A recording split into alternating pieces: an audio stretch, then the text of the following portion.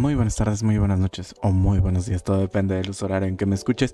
Hoy te hablaré de un compendio antológico que responde a la pregunta ¿al oso pasta?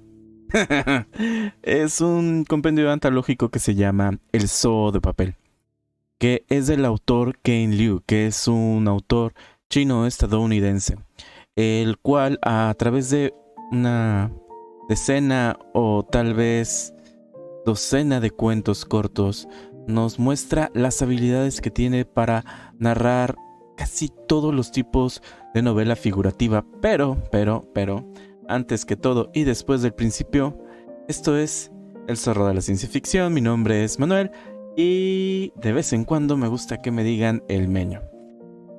Y sí, comenzamos con este cuento.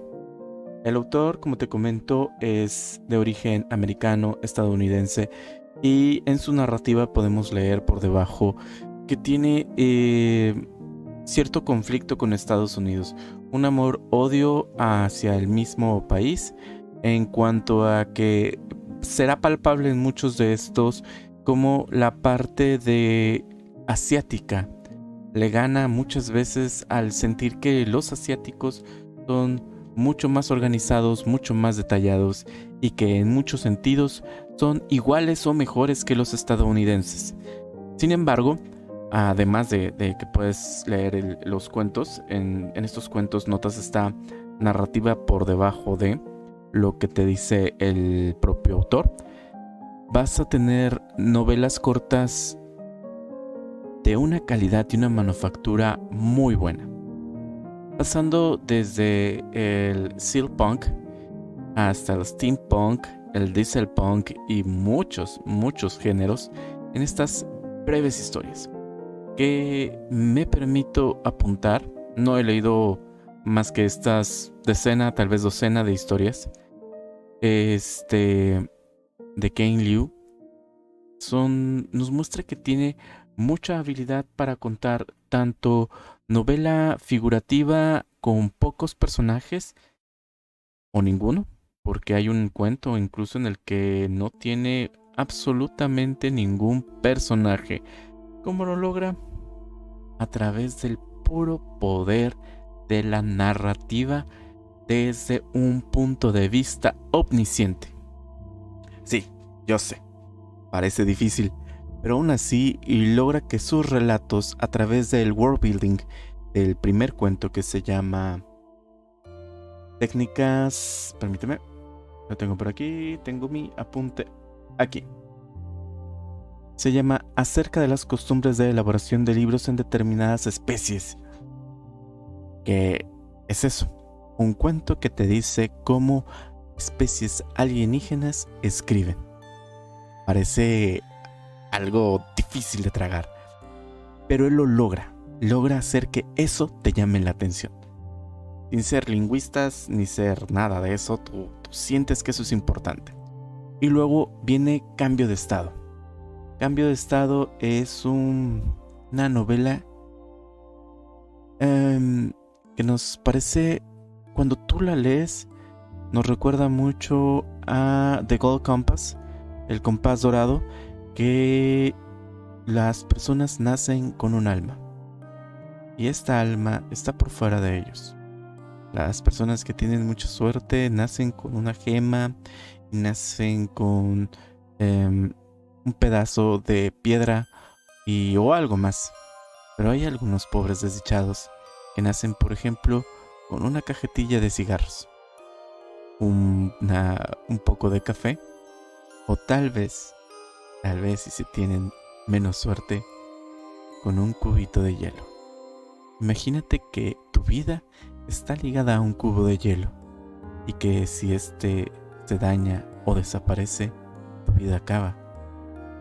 Te conviertes en una persona ansiosa, aislada y un poco retraída. Y así es como es la personaje principal del libro, del cuento. Entonces, este cuento, que fue escrito en el 2004, nos hace sentir que ella sufre cada momento, pero de repente conoce a un chico que le cambia todo. Entonces deja de ver la vida como una constante búsqueda de tratar de sobrevivir y se apresura a tomar riesgos que pueden matarla, pero al mismo tiempo que la hacen llenar de vida.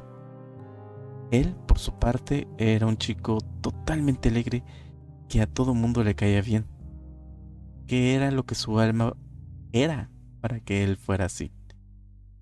Pues tendrás que leerlo para descubrirlo. Como anillo al dedo, una novela de cyberpunk, probablemente, en un futuro en el cual Siri y Alexa se han ido muy lejos. Y ahora tenemos un super asistente digital que pretende controlar todas nuestras vidas, tomando cada una de las decisiones de lo bueno y lo malo.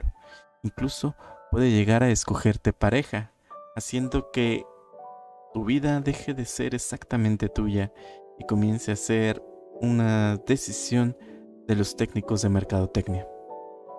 Tan bueno o tan malo como pueda sonar eso. Entonces, en esta ocasión, luego tenemos Good Hunting. Buena Casa. Buena Casa es un escrito del 2012 y pasa del steampunk al steampunk en cuanto a que un cazador de demonios trata de cazar a una demonio que se convierte en un zorro, en una suerte de animago muy muy bella. Es un espíritu de zorro muy bello y, según él entiende, se alimenta de el espíritu de un pobre hijo de comerciante. Un comerciante muy adinerado ha pedido que el cazador se haga cargo de ese espíritu y el cazador lleva a su hijo. El hijo tiene que lanzarle pis de perro que evitará la transformación de ese espíritu en un zorro. Pero cosas pasan y el propio chico que debía de tener a ese espíritu queda cautivado y prendidamente cautivado de ese zorro o zorra, literalmente.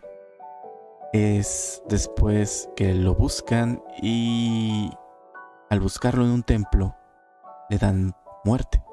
Sin embargo, ahí descubre lo que será el amor de su vida. Una pequeña criatura de Bullpix, Maxicu, o lo que yo me estoy inventando en este momento que sería zorro mágico.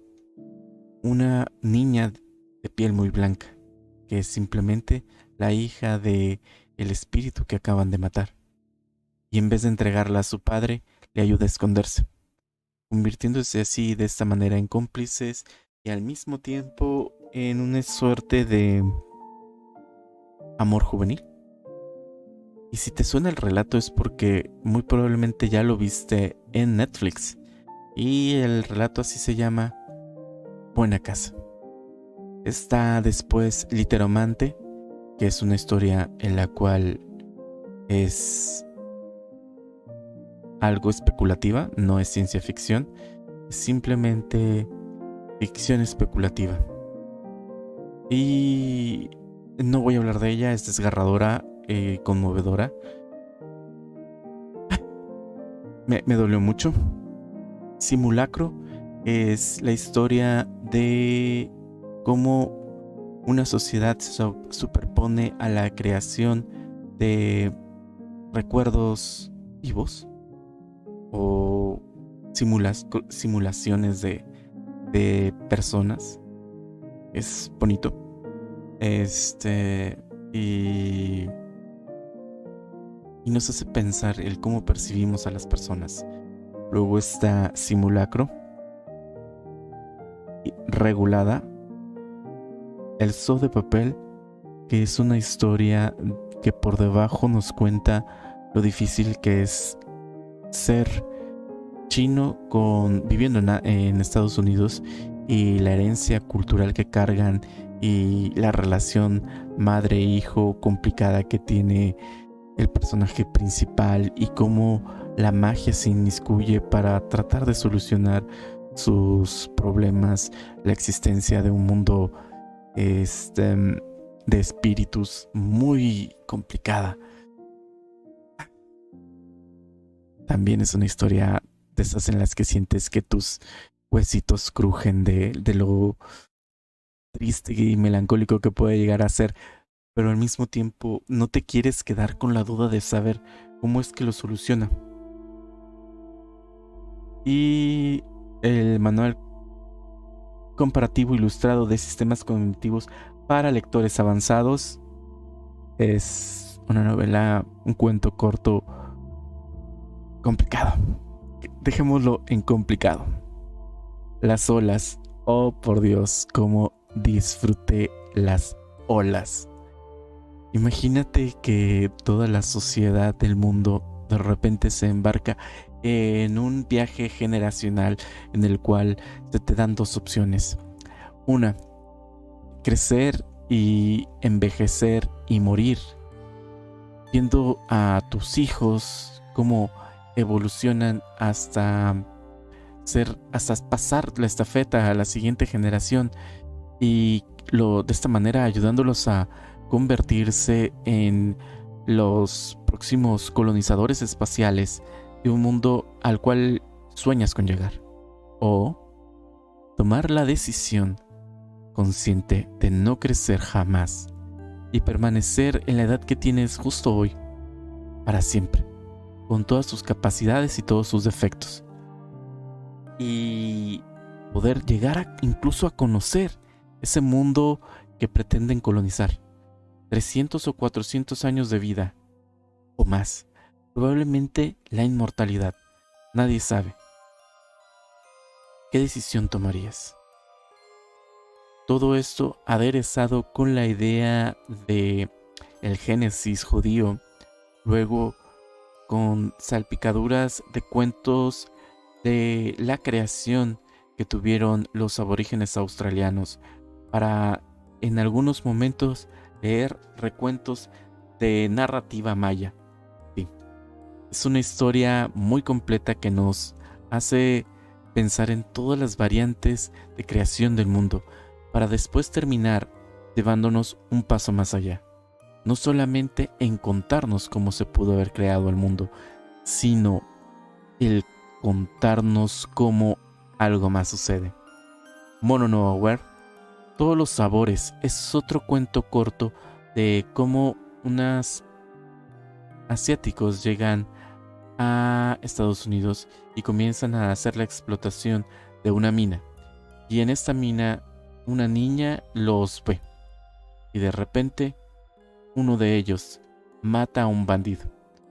Y en esta complicidad del crimen empiezan a descubrirse que unos y los otros son distintos en muchos aspectos, similares en las partes importantes, contando las aventuras que los asiáticos habían tenido en su imaginario y asimismo contándonos parte de la historia de el buen Goku. Ah, caray. No, no es Goku. Nos cuentan la historia de el Rey Mono, porque nunca es suficiente contar sobre la historia del Rey Mono. Ahora lo cuentan de una manera diferente. Breve historia del túnel transpacífico.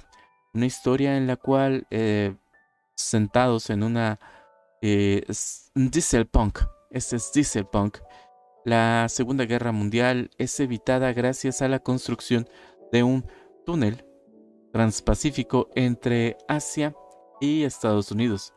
De esta manera se logran muchos beneficios económicos, pero al mismo tiempo vamos viendo cómo poco a poco oscuros secretos de trata de personas empiezan a surgir y cómo todo este desarrollo tecnológico tiene un costo humano y un costo no solamente en cuanto a economía, sino que hay algo ahí abajo, algo que no te va a permitir pensar que todos los avances tecnológicos son buenos. El maestro de litigios y el Rey Mono. Esta obra, siempre que hablamos del Rey Mono, hay trampas, estafas y muchas cosas, pero el maestro de litigios es lo que podríamos pensar que es ¿cómo llamarlo? Una especie de abogado chino que ayuda a las personas de una u otra manera, pero él cobra por sus servicios. Es un abogado. Antes no se permitía que en China las personas fueran representadas por abogados. Entonces, este maestro de litigios se convierte en un buscapleitos, porque resulta de que, citando las palabras de Confucio, todos de alguna u otra manera terminábamos siendo familiares. Por lo tanto, un familiar podía ayudar a otro a representarse. Pero de repente se topa con un escrito que le revela un obscuro secreto de su rey, de su emperador. Y al descubrirlo, las cosas cambian y él no puede evitarlo. Y tiene que transmitir ese secreto a todos, a cualquier costo, incluso al costo de su propia vida. Y me encanta porque encuentra la manera de transmitir ese misterio, esa cosa que está por debajo. Luego, el hombre que puso fin a la historia documental. Aun cuando el título es un poquito o sea, me parece bastante pomposo, bastante destruir la historia documental. Imagínate que tienes la posibilidad, utilizando una tecnología nueva, de poder presenciar la historia. No podrías cambiarla, pero sí podrías presenciarla. Este es un proceso destructivo. Una vez que tú lo ves, ese fragmento de la historia ya no se puede volver a ver por otra persona, pero tú lo viste. Entonces llegas, lo ves y desaparece. Nadie más lo va a poder ver.